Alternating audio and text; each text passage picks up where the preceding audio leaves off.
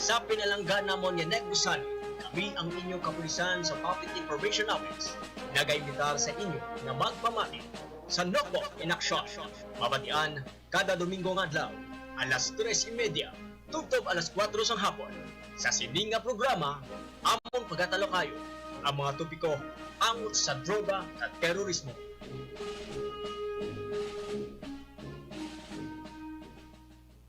Mayong hapon sa tanan nga nagapamati subong sa Action Radio Bacolod.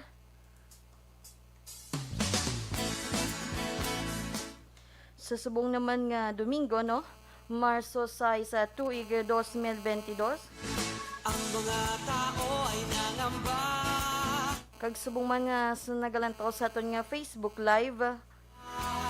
Virus na Mayong hapon sa tanan. Sa ngalan sang aton Acting Provincial Director Police Colonel Leo Baco de Pamitan. kaya't minabuti ng gobyerno. Kagang aton nga Deputy Provincial Director for Administration na Police Lieutenant Colonel Wilfredo Araburdo. Lockdown inanunsyo. Kag kaupod man nato ng Deputy Provincial Director for Operation na Police Lieutenant Colonel Nazar P. Cana. Natin ang laban. Kagang bago nga chief sa nga Provincial Community Affairs and Development Unit kag ini naman ginapamunuan niya Police Major Jigger Jimeno. Manatilit mag-asa. Kaupod man nato ng chief sa nga Public Information Office sa Police Lieutenant Abigail G. Donasco. Sa ngalan sa Negros Occidental Police Provincial Office, ini si Police Corporal Julie Enrile. Pamilya, di mayakap at di makisita. Sa nanigad nga Domingo ang aton na bisita ang Public Employment Service Office aton kaupod si Dr. Sharon Aris Wanse, ang Provincial Peso Manager. Subong naman aton ang kaupod ang Department of Labor and Employment kag ang aton nga bisita ang ilang Information Officer nga Sir Yuli Adan Salvarita. Pero antisina nang makatutasat nga segment nga talakayang isyung pulis. Sang Marso 4, tuig 2022, ang joint elements sang Escalante City Police Station na kaginigid na pamunuan niya Police Lieutenant Colonel Rocky Dishar kaupod ang Philippine Drugs Enforcement Agency Negros Occidental paagi sang buy-bust operation sa Barangay Poblacion Escalante City. Nadakop ang sospetsado nga si Vicente Sopuesca nga pumluyo sa nga Araneta Street, Barangay Sumaga, Bacolod City. Nakuha kay Sopuesca ang 5 ka gramo o 5 ka kilo nga shabu nga nagabalor sa nga 34 milyones. Manatilit mag-asa. Nga ini nakasulod sa isa ka Chinese tea bag. Sa ngalan sang Negros Occidental Police Provincial Office sa Escalante City Police Station, good job labinigid sa inyong Chief of Police Police Lieutenant Rocky Dishar. Manatilit mag-asa. Sa subong nga bulan na nga to na ginaselebral ang Women's Month nga may tema nga We Make Change Work for Women. COVID-19 iwan. Agenda ng kababaihan na tungo sa kunlaran. Ato daglino gina-shout out galino nga kun nga mga classmate no sa nga class hagupit nga gapamatigid subong. Kagang akon nga mga kaupdanan sa Public Information Office kagini naman na ginapamunuan sang akon nga chief clerk nga siya Police Staff Sergeant Art Evan Margallo. Sina Police Corporal Seychelle Ocana kag Police Corporal Janel Katagi kag kaupod man naton si Patrolman Villanueva. Pasok sa bansa ng corona. So samtang ginahulat siya si Sir Yuli si Sir Yuli no. Hello. Nang Sir Yuli, sir, mayong hapon, sir. Yes, ma'am, mayong hapon sa imo kag sa aton mga tagpalamati mayong hapon.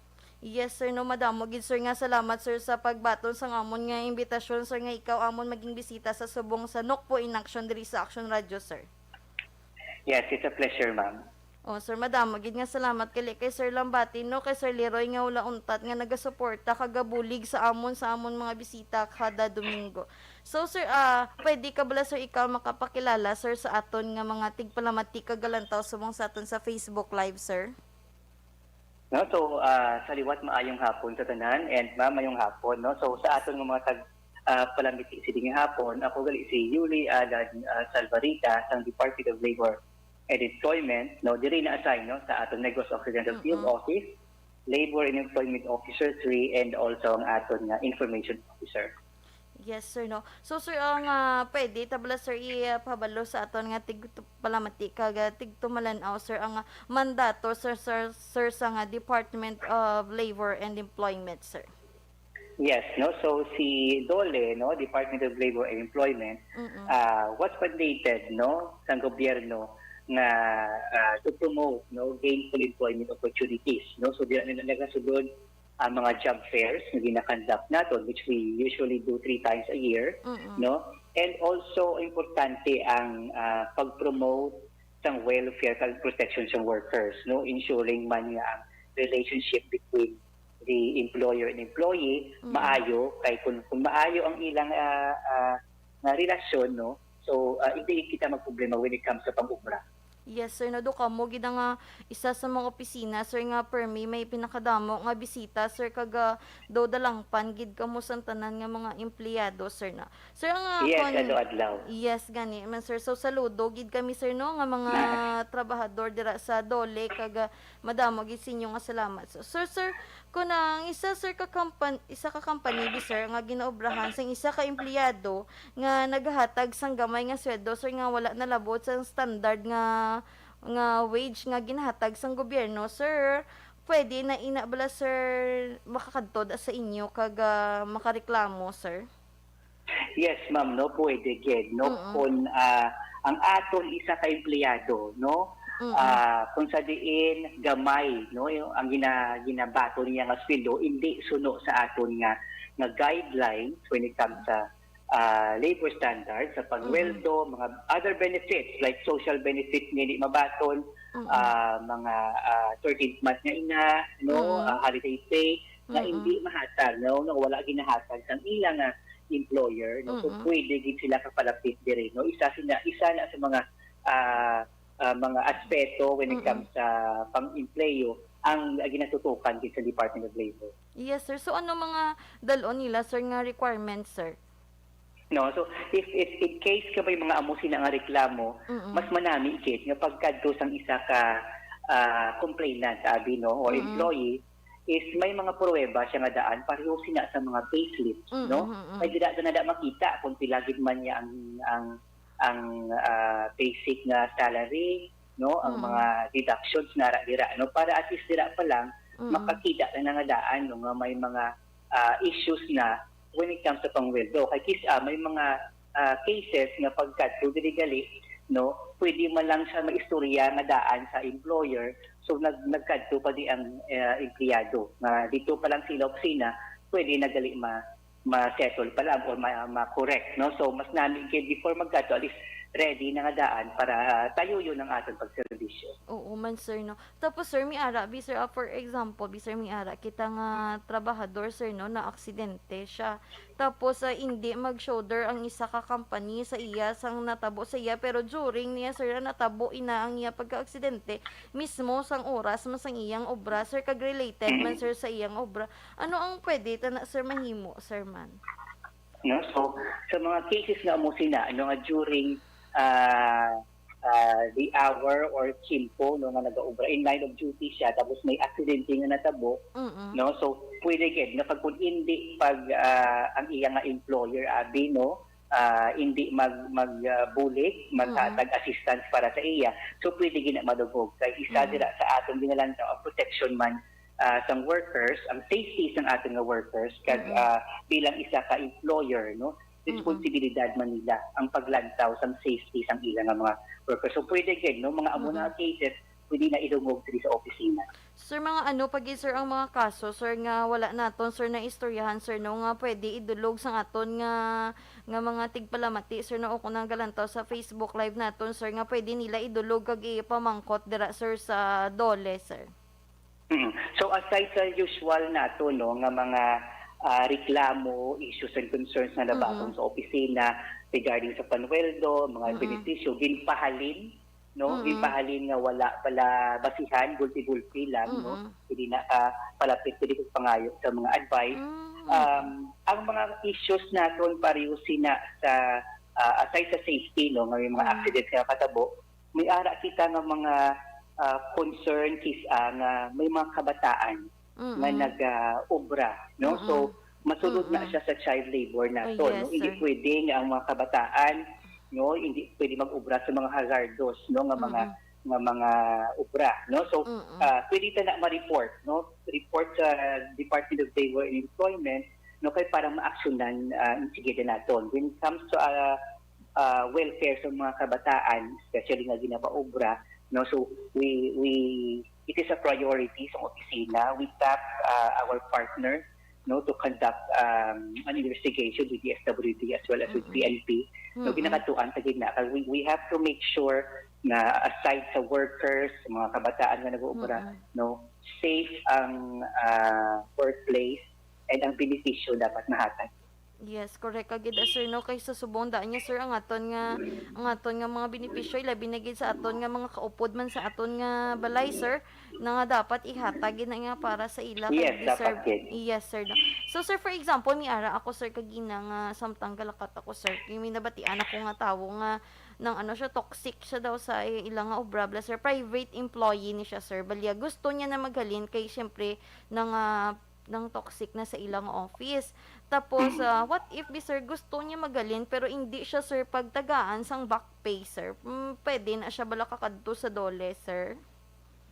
So, when it comes kung muna ang sitwasyon nga toxic ng environment ang workplace nimo Or may no, masakit istoryahan anay with the employer no, para at least klaro rather than nagdiretso ikaw diri sa opisina wala ka sa employer, so try to work it out, talk it out anay no. Pero kung alang-alang gid no sa amunang sitwasyon, if mag-decide ikaw nga resign no, mag-resign ikaw which is voluntary ang pag-resign, when it comes to back pay nga ginatawag na nila no, ang makuha na lang sina since voluntarily nag-submit ikaw sa resignation nimo, ang due lang para sa imo no, which is ang last nimo abi nga sweldo no, kung may bond, kung may cash bond ina sa nga ginakuha sa imo ibalik ta ina ang computation sa 13th month nimo no, kung until san o kanan. Basically amo na siya ang ara dira no nga pwede makuha. What if it's depende may ara man nga sitwasyon nga tungod nagamasakit ikaw and apektuhan no ang imo nga obra and at the same time ang operations sang opisina no, production abi ka-apektuhan man no, we talk it out with the company or with the establishment nan kay maplastar na siya no, maka-avail ikaw man sa separation due to amo na nga mga cases. Yes sir no. So sir ma-proceed kita sir sa aton nga main topic today sir no. Ano ang rule sang rule sang isa ka dole sa aton nga EO70 or aton nga NTF-ELCAC sir? Yes no. So si dole bilang isa ka ehensya no nga ara nagagabay when it comes sa pag-empleyo sa obra no, hindi lang si dole limited sa paglantaw tang safety sa workers sa opisina kag ang labor standards na ginabato niya ang dapat sa iyang mga benepisyo, but also we are isa ka departamento nga nagahatag mas importansya sa aton nga mga informal sectors which dira na bilong aton ng mga LCAP, no? May mga programa man kita para sa ila. Isa dira ang aton nga DOLE Integrated Livelihood and Emergency Employment Program, which is Department Order 173, na nagahatag kita sang livelihood assistance, no, to help assist ang ini naton nga mga identified naton nga mga organizations para may alternative source of income man sila, no, sa pagbalik nila or sa pag trust nila liwat balik sa gobyerno. Yes, sir. Sir, nanigad nga Domingo, sir, amon bisita, sir, ang mga taga-peso, sir, sila man naghambal nga nangagatap sila sa DOLE when it comes sa mga amon ni sir nga talakayan sa LCAC, sir. So, nang partnership, gid ka mo gali isang peso ni naton, sir, no? So, ang Yes, ma'am. in next kong question, sir, ano ang tinutuyo ng sa Department Order 173-17 o ang DOLE Integrated Livelihood Emergency Employment Program? No, so ang aton DO 173, no, para ini siya, no, isan siya amo siya ang sabat, no, ni DOLE, no, sa aton nga when it comes to the welfare sa aton informal sectors, no. So we partner, yes, no, tuod na nga we partner with our PESO, ang Public Employment Services Office, kay sila na ang aton nga mini DOLE, no, sa mga syudad kag mga munisipyo. So tanan nga DOLE concerns, no, imbis na magdadto pa ikaw diri sa Bacolod, at least dito pa lang sa imong nga hometown, no, pwede ka na dito kasi PESO na ma-coordinate sa aton, no. So aton nga DILIP program or DO 173 muna, no, naghatag kita sa livelihood or ang kabuhayan program where naghatag kita sa livelihood assistance, no, panugot startup abi, no, nga negosyo nga mangin source ng income sang isa ka grupo, and at the same time for employment, emergency employment, then ara ang atong matupad, no, nga kung sa diin nagahatag kita man sang when it comes to may mga calamities kita abi nga natabo, no, so gahatag kita sang opportunity ng inyong mga tao beneficiaries makaubra kag matagaan mabayaran or masweldohan sila sang minimum wage na mangin man bulig para sa ila. Yes, no, so kanami, sir, no, kaya nang hindi na nila kinanlan magkadto diri sa Bacolod, no, kay miara na ta mga satellite nga kundi inahapos na lang sa aton nga mga tigpalamati or nga pumuluyo sa Negrosanon o kung sa bugos nga Pilipinas nga hindi na sila mga budlay magkadto pa sa kundi ang office gid sa nga DOLE, no. So, sir, amiara pay ko sir pamangko, sir, ano nga mga klase nga livelihood ang pwede mangin alternative source of income sa aton mga proponent kag beneficiary, sir? Okay, no, so nagkasari-sari aton nga mga livelihood nga mga projects, no, nga panghatag, no, pero of course ini nga mga proyekto should also be in line man, no, sa aton nga mga beneficiary. Pareho sinakon farmers ikaw, no, so since ang imo nga skills ikara sa farming, no, so ang nakarapat man nga project ang para sa ila, no, so ang common usual naton subong, no, ara kita sa mga damo nagapangayo sa mga consumer store or rice trading, fertilizers, kay mas dasigay siya ang baklanay kasi cater siya sa mga neighboring, sa mga residente sa ina nga specific na barangay, no. And then may mga vendors kita na association or mga women, no, fisher folks, no, nga nagahatag kita mga motor, no, motor para sa ilang mga bangka kung ila bangka na ginabugsay-bugsay lang, so taga-ata sa motor, no, para at least mas hapos sa ila, no.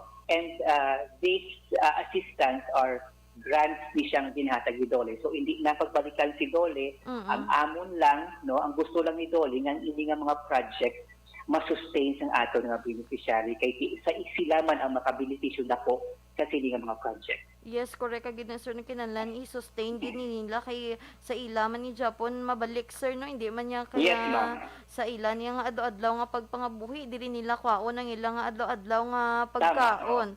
Correct kita yada, sir. So, sir, paano ni sir no maka-apply ang aton nga pumuluyo nga Negrosanon sa livelihood assistant ni sir? Or assistance? So ang aton nga livelihood assistance, usually group ni siya paghatag naton, no. Mas nami, no, nga isa ka grupo kay makita ta nga may organized na gadaan ang grupo, no, mas hapos sa aton mag coordinate. So kung interesado ang isa ka grupo, no, ginapaagi na naton ng mga pag-avail is may ara nga city or municipality nga sila ma-avail para sa amo nga grupo or pwede man ang ilang nga barangay, pwede katindog nga mangin proposal para sa ila, no. So pakig-amot lang diri sa amon sa Department of Labor and Employment through sulat, no, letter intent, no, nga kami sa barangay Amoni, may amo kami ng asosasyon, gusto namon mag-avail sa rice retailing project, no, no, para at least may sulat na lang para formal ang aton nga plastada. And once nga may sulat kita, kami sa Department of Labor, ang aton nga livelihood team, sila na ang ma-contact sa aton nga mga proponents, kag beneficiaries, kay para ma-schedule kita sa meeting, no, kay para ma-plaster naton, no, kung paano sa sugudan ng inyong livelihood, kay we are governed by our guidelines under sa DO 173. So plastaron ta kung ano ang role, ang responsibilidad sang isa kag isa. Yes, correct kagid sir, no. So sir, miara kabala sir announcement sir sa aton nga tigpalamati sir subong kag galantaw sa aton nga Facebook live sir. No, sa Department of Labor Employment, no, kami diri no sa opisina, samtang kami diri sa may Passage Road sa Tuslao State, no. Atubangan kami sa Hall of Justice, no. Yes. Ari ding among opisina. So any concern, any issue, no, nga nakita ninyo nga sala, no, pwede nyo ginawa pakig-angot diri panweldo man, no, or assistance man, ginapangayo for livelihood, or assistance nga sa safety, sa welfare sa isa kag isa, no. Any time of the day, pwede ka mo kapalapit diri kay we have our labor inspectors na naka-assign sa unang adlaw na mag-attend sa inyong mga kinahanglan. Yes, no. So hindi gina sila magtalang sir kaya nga dole ara sa nga tubang sang Hall of Justice sa likod sang Land Bank kag sa kilid sang 888. Yes, hindi gid magtalang ari kita ari gid kami diri. Yes sir. So madamo gid sir Yuli sir, no, kag madamo gid salamat sa pagbaton sa amon nga imbitasyon sa imo, kabay pa nga hindi lang ni amo ang aton pag inopdanay sir, kabay pa madamo pagid kita nga time nga maka-inopdanay pagid sir kag maka-istoryahan. No? Yes, it's a pleasure man, no, sa Dole Negros Office Office, no, nga staff, no, nga at least kami naka-share man kami sang amon nga knowledge, no, kag mga impormasyon para sa aton pagpalamati sa inyong adlaw. Salamat kid ma'am sa opportunity. So madam, magid nga salamat, no, kag sa subong naman nga tiyempo, no, kaya malapit ng eleksyon na miara ta nga simple reminder sa aton nga mga tigpalamati subong, no, ilabi na gid sa aton nga mga may dala nga mga armas. Alinsunod sa Commission on Elections Resolution Number 10728, mariing pinagbabawal ang pagdadala ng anumang klaseng armas, kahit na mga replika at airsoft na pwedeng pagkaman tutong armas o mga patalim sa labas ng tahanan o place of business at sa mga pampublikong lugar, maliban lamang kung ikaw ay may pahintulot o Certificate of Authority mula sa Commission on Elections para magdala ng armas. Mga nakabamatay na patalim na ginagapit sa inyong kabuhayan, dapat nakalagay ito sa tamang lagayan o bayna. Pansamantalang sinuspindi ang mga permit to carry firearm outside residence or PTC-4. Ito ay nagsimula noong ika-9 ng Enero at magtatapos sa ika-8 ng Hunyo taong 2022. Ang sinumang mahuhuling lalabag ay maaaring mahulong ng hindi bababa sa 1 taon, pero hindi lalapas ng 6 na taon. Kung kayo ay may hawak ng hindi lisensyadong baril, maaari nyo itong isuko sa ating himpilan ng pulisya sa inyong lugar at sa pamamagitan ng ating programa na Armas by Lubugas, kapalit ang 1 sako ng bigas. Ang Negros Occidental Police Provincial Office ay humihingi ng kooperasyon mula sa publiko upang halalan 2022 ay mapasigurong maayos at mapayapa. Maraming salamat! Alinsunod sa So no, madam, magid nga salamat no sa aton nga sang manager sang Action Radio Bacolod nga si Ma'am no na di maala magbanwa kag sa aton mga technical staff kag like nyo man kag i-follow ang amon nga Facebook page ang Negros Occidental Police Provincial Office kag ang amon nga YouTube channel ang PAO Nokpo. Sa dason naman liwat nga Domingo, off din nyo naman kami liwat sa Nokpo in Action kag gina-shout out ko dagalino ang comment sabong sa aton nga Facebook page si Sir Ray Flores Baryoga. Sir, mayong hapon man kag sa Negros Occidental Police Provincial Office nga galantaw kag nga mga personnel kag gapamati man subong no kagang madam gid nga salamat sa tanan kag ininyo kapulisan sa Negros Occidental Police Provincial Office magaserbisyo sa inyo sang tampad kag matuod-tuod kag mga kaaksyon din ka man sa Pinas laboton ka sang amon balita kag serbisyo. Sama-sama tayo Pilipino, una sa balita, una sa aksyon sa Bacolod, Aksyon na Radyo.